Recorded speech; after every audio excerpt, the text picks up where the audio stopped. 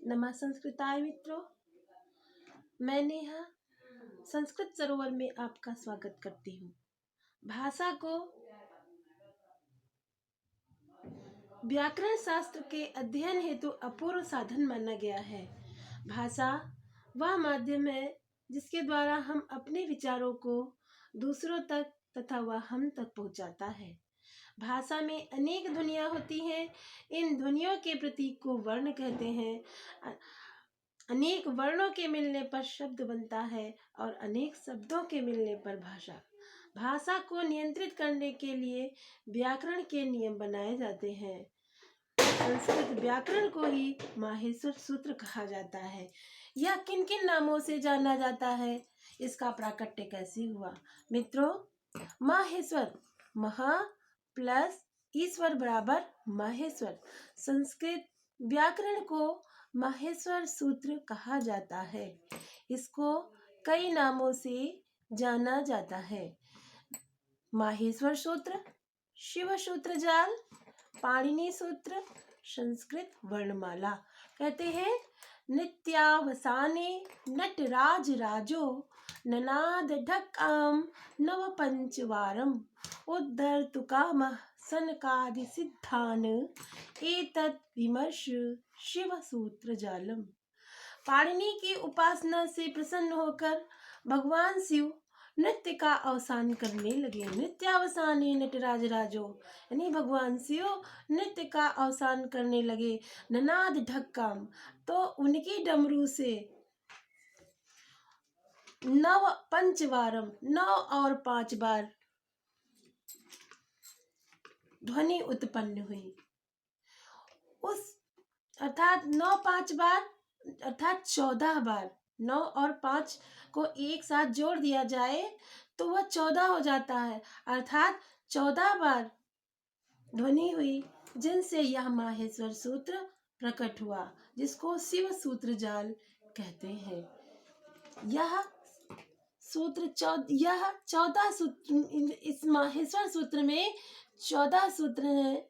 ये इस प्रकार है: आ ई उ ऋ री री क ए ओ ग ऐ औ च है व र ट ल ण य म ग ण न म झ भ य घ ढ ध श ज म ग ड द श ख फ छ ठ थ च ट त व क प य श ष स र ह ल। तो इनको जल्दी से पढ़ते तो इस प्रकार पढ़ते हैं: अयुर, रिलरिक, एओंग, अयौज, हैवरट, लण, यमगणनम, झभय, घणधस, जमगणदस, खप छटत चटतव, कपय, शशर, हल। तो आ से लेकर चा तक, अर्थात जिसको अच कहते हैं, ये स्वर कहे जाते हैं। स्वर अर्थात अच, ये संख्या में 9 होते हैं। तो देखते हैं आ कौन कौन से अच हैं: आ ई उ। और णा की गिनती नहीं की जाएगी, क्योंकि ये इत संज्ञक है। कहा जाता है कि ये माहेश्वर सूत्र उपदेश है।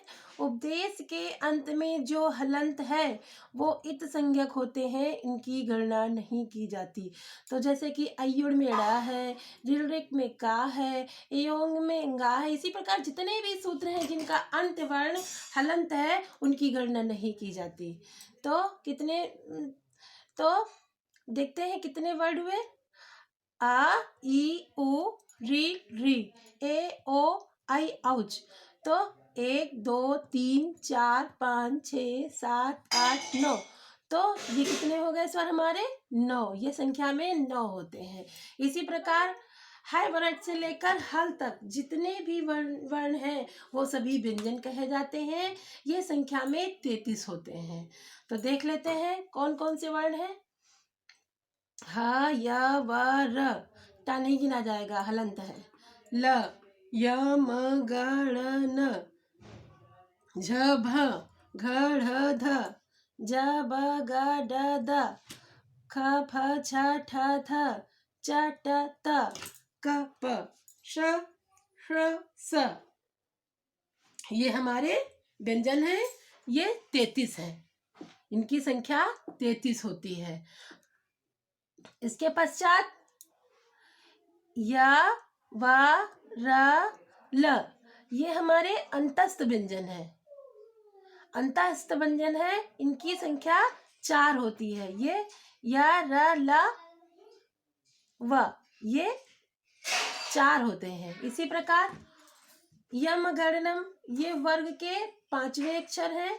ये इनको अनुनासिक कहा जाता है। झभय और घणदस, ये वर्ग के 4थे अक्षर हैं। जम गणदस, ये वर्ग के 3रे अक्षर हैं। खप छटत चटता व कपाय, ये वर्ग के 2रे और पहले अक्षर हैं।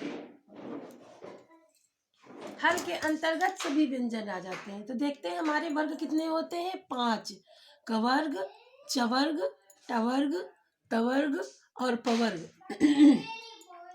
कवर्ग के अंतर्गत क्या आता है। का, खा, गा, घा, अंगा। चवर्ग के अंतर्गत क्या आता है। च, छ, ज, झ, इया। टवर्ग के अंतर्गत आता है ट, ठ, ड, ढ, ण। तवर्ग के अंतर्गत कितने आते हैं। ता, था, दा, धा, न। और पवर्ग में पा, फा, बा, भा, म। तो मित्रों इसी प्रकार इसमें भी 5-5 अक्षर हैं। 1 2 3 4 5। तो वर्ग के 5वें कौन से हैं यमगणनम में। गा, या, ण, न, म। तो ये यमगण वर्ग के 5वें हैं। और वर्ग के 4थे हैं झभय, घ, ढ, ध, श। झभय, झभय और घणधस। वर्ग के 3रे क्या है। जम गणदस। तो देखिए ज, ग, ज, ड, द, ब। तो जम गणदस। वर्ग के 2रे कौन से हैं। खप चटत। तो ख, छ, ठ, थ, फ।